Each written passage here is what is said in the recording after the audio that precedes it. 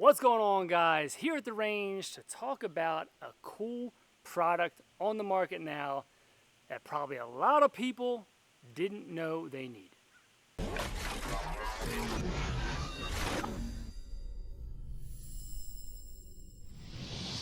All right, guys, so what we have here is the HDA3, the Haga Defense A3 Industries sort of collaboration, for what I understand, on this stock.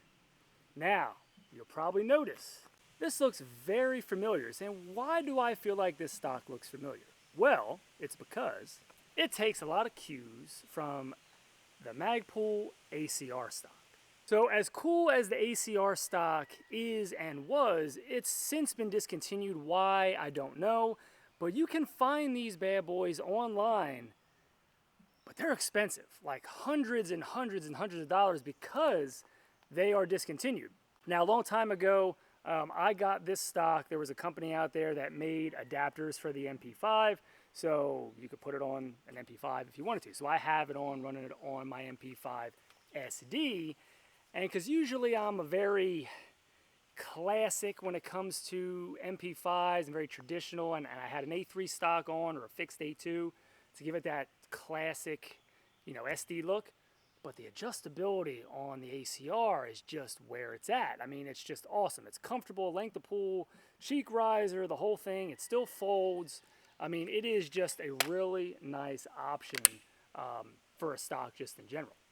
Monadnock Firearms is the place to go if you want the coolest stuff you see online and you want to save some money. Use code SteveMP5 nationwide. You will save scratch on items you couldn't normally save money on because of pricing policies in the industry. But if you use my code, you can save. So, Monadnock Firearms, link to their Instagram will be below. Check them out, save some money. So in comes the Haga Defense, and man, I mean, it's the same, but different. I mean, it's essentially the ACR stock. If you were looking for one, I would suggest this is your only better alternative to spending way more on the real thing. I mean, it's essentially the same thing. Some differences, we're going to go over that, and we'll do some shooting, but really it's just like an overview of what this is. They made one for the MP5, so it comes with the adapter. Like, this is for the MP5. It also comes in a tail hook option if you want to do a braced version. But hopefully, I think we're all hoping that the braces and the SBRs go away, so stocks will be where it's at. But until then, you could get this same setup in a tail hook brace section, and all you have to do is drive out this roll pin. This whole section comes off, and then you reattach and drive back in a roll pin the braced version, which is essentially this whole piece, and it comes with a piece on the end to attach your tail hook, which I forgot to bring today, of course. But man, this thing, I'll tell you, I really like it. I like that the cheek riser compared to the ACR, I feel like there's a little more adjustability there. You have a button that you can go down. It's 2 clicks, so it's flat, or you come up, I believe you can go one click there, and then 2 clicks gives you the highest portion for a cheek riser, which if you're running a raised optic, it's great because now you can be a little more heads up, which is what I like and what sort of where the industry is these days, is that more heads up position and not be so crouched down where you're kind of in your neck and kind of hurts in a long period of time shooting if you're out all day. That more comfortable heads up position, you really get a nice cheek weld on this. It's a really comfortable stock, like very, very comfortable. Now, compare that to the standard ACR. It feels like it's a little more robust in this. You get a little more surface area. It's not the same button actuated riser. So here you can see there's just a slot in the back for a 1 and 2. And to get it to the flat position, you just switch it around so I can do it with my other hand. So once you're in the all the way back position, you would slide it back, unlock it, push it down, and then push it forward again, and gives you that one position a little lower, or pop it back, pop it up. It's actually a little harder than I remember it being. Thing is stiff. Pull it back, pop it back up, and then you're back in the raised position. So I actually like the the button actuator on that one, even though you could argue that there is a little less surface area. How to get this in frame? Kind of, it looks better with the slit. You can see it's kind of like a weight savings option than in the ACR here. But it is, I think, a better design than the ACR. So they've upgraded there, and it looks like it gets you actually higher of a cheek comb than on the ACR. So win for the HDA3. So another difference you'll notice here on the ACR is you've got a button here to slide it in and out, and then the button here to fold it. So this button, of course left hand, this button folds it nice and easy, kind of gives you that bit of an angle fold, pops back open, nice and slick, right? So on the Haga Defense, I don't know if it's like a proprietary thing or they couldn't, but what you have to do here, there's no button to fold. It's one of those lift up and fold. So if you're familiar with other stocks, like, I don't know, name it, just any folder from like an AK on a pick rail or something, you have to lift up on the whole stock, which is tight, a little tight. And then once it's up, once it breaks that hinge, you're folding just like the other one. It's essentially the same thing, pops back into place. You could probably argue that that's a sturdier of a way to lock it into position. I prefer the button. So one ding on the HDA3 versus the ACR. But the bottom line is, how often are you going to be needing to break that open and fold it, unless you're putting it in like a bag at the end of the day? Maybe if you're in a vehicle and you're a cool guy, run around a vehicle. But again, you're doing that before you go out on your mission, so it's already done. Do I need to shave 2 seconds off breaking that open? No, just saying it's the hinge pop-up version as compared to the button. So I give it a point for the cheek comb being better, take 1 point away for the hinge, but better overall hinge, just wish it had a button. Back on the ACR, you'll have a button here that adjusts the length of comb you want, or length of pull you want on this. So again, with my offhand, both, and it slides in and out. Really, really smooth, so you can have it more compact or longer. Same thing on the HDA3, just the button is on the bottom. So instead of pushing from the side, you're pushing it here. Nice actuating, still smooth, everything's good, locks into place. I consider that, I mean, it's essentially a tie, it's a button, it works, it slides, it's all good. If you're somebody that's going to talk about surface area on the butt pads, you'll see here that the HDA3 is more slim than the ACR, so you're getting a little less surface area, but I don't know. It still has that curve, still gives it that UGG boot look. It still got sling points here to wrap through on both sides. What's nice is they both have QD sockets on the backs, so you can run it that way.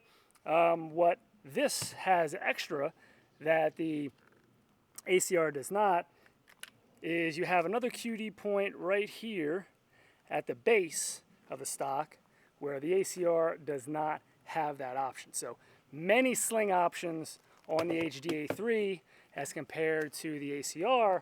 Overall, I think it's the perfect replacement for the ACR stock if you were looking for that style of stock or that stock. I mean, again, same, but different. It actually feels like, and what I'll do is I'll put weights up on the screen. It feels like this version with the polymer adapter here and the polymer adapter on the ACR, it feels as though just, I'm holding this gun versus that. The SD is a much heavier gun. This is a lighter MP5. SD's got a whole bunch of other stuff in the can and the B&T, clamshell and everything. So that's a heavier gun. But it feels to be that both of these side by side, just brace and stock, just the cap and the stock together, the stock setup, this feels lighter in general. Weights will be on the screen. The other thing to mention is I'm told that they make this same stock with a metal adapter for the back too. So people who don't want to run a polymer for whatever reason, that really, you know, the strong reinforced polymer nylon stuff, they for whatever reason think it'll break. There are, you know, aluminum or metal options if you wanted to go that route, but again, that's going to add weight. All right, let's put a few rounds through. I'm running some unlimited ammo 115 grain. I dig these guys. I've had their ammo for years now, since they kind of jumped on the scene. Premium stuff, great stuff. They got a lot of cool subsonic ammos. I usually run the 147s on the SD, or in anything I'm running a can on because it's so quiet. They make hollow points same way. I mean, they make a lot of good stuff. So I'm running those guys. These are just 115, so let's go. Just kind of give you an idea of what it's like with the stock.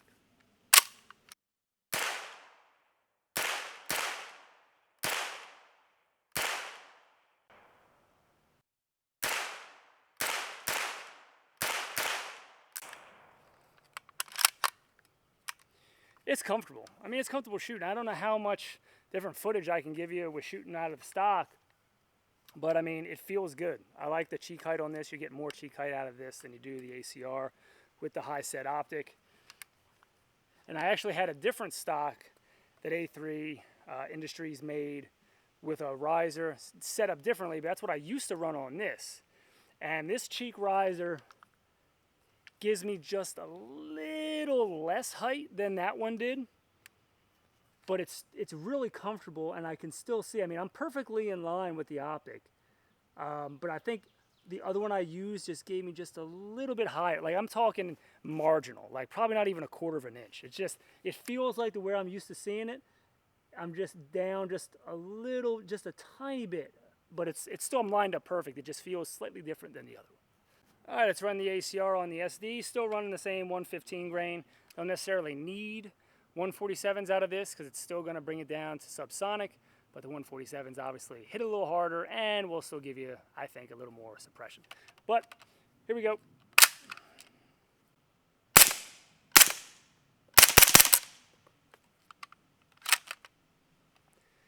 First of all, the SD is king. This is the home defense gun. You need 0 ears. Like, I've shot this without ears inside on 115s, and it's fine. 147's even better. But the point is that here now, it's a little different setup. I have a lower optic here on sort of like a standard height pick rail. But here, with this lower cheek rise that the ACR offers, it gets me in line perfectly to where I want to be. But remember, if you want to do a higher rised optic to be more heads up, this would not work well on the other one. Now let's swap them and I'll show you what that looks like. Here we go, we're on the ACR stock on this MP5 with the higher optic. Same mount, higher optic. Whereas the other one, let's see what that feels like. I'm way lower. Like, if I put my head in the same position I would have it on the other one, the red dot now on this is sort of in that like upper, well actually lower, way lower 1/3. I'm actually have to put my head up a little bit just to keep me from not seeing it. If I go here, the red dot disappears. I'm looking at the bottom of the optic. So I got to come up a little bit. I'm still on the cheek. But I'm not necessarily as comfortable. So now here I'm in the middle, not uncomfortable, but I have to raise my head just a little bit off of this. So let's run it.